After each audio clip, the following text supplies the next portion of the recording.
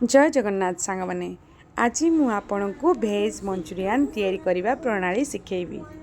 आसतु देखा भेज मंचूरियन रोसे। प्रथमे आमे बंधाकोबी नबा, यह बहुत छोट छोट करी काटिदबा किंबा ग्राटर करनबा।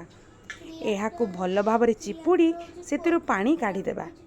तापरे सेथिरे आमे समान परिमाण रे मैदा और कॉर्नफ्लावर गुळेदेबा।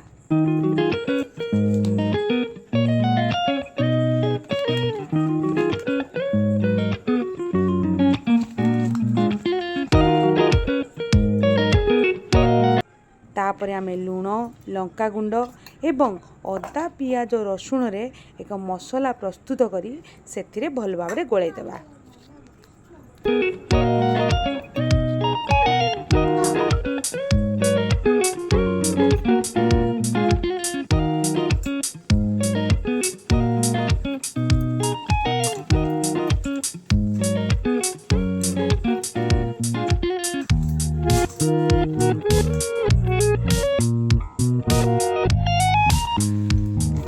कड़े रे तेल गरम करी से जो पेस्ट आमे प्रस्तुत करथिले सेथिरे छोट छोट गोला प्रस्तुत करी धीर आंचरे आमे ताको छाणी देबा।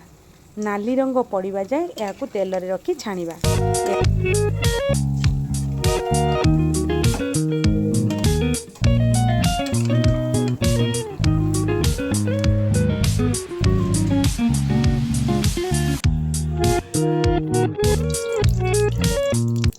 यापर कड़े रे अल्प तेल गरम करी सेथिरे पूर्वरु कटा जाइथिया रसुण और अदार छोट छोट खंड को आमे भल भाव में भाजी देबा।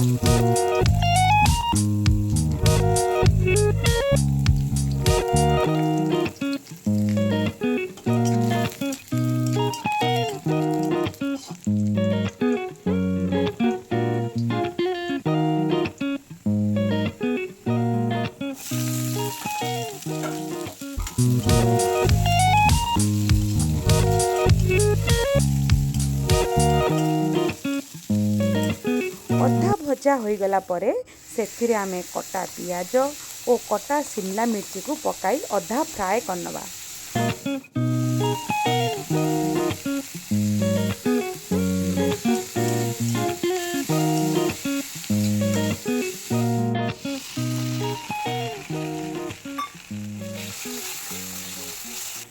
पाँच रु 10 मिनिट पर्यंत आमे ताको अधा फ्राए करिबा। तापरे सेथिरे सोया सॉस आउ टमाटो सॉस पकाई गोळे देबा।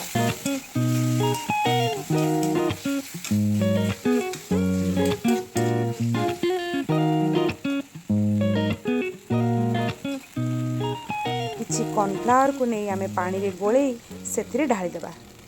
यह भल भाव में सॉस सहित मिक्स अप हेबा परे एक लाल रंगर ग्रेवी प्रस्तुत हो जिवो।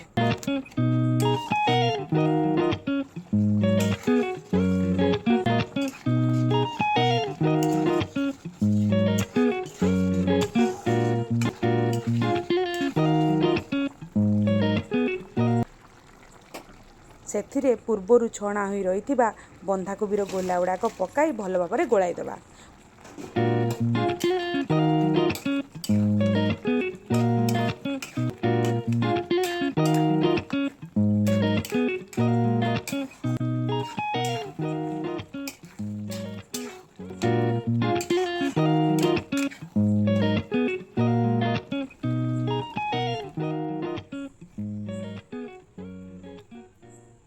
पाँच मिनिट परे आमर भेज मंचूरियन प्रस्तुत हो गला।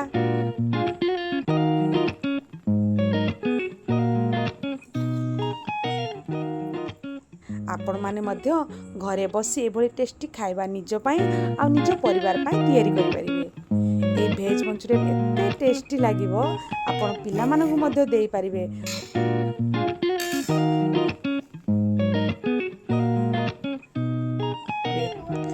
ताहले रहउची सांग मने नमस्कार।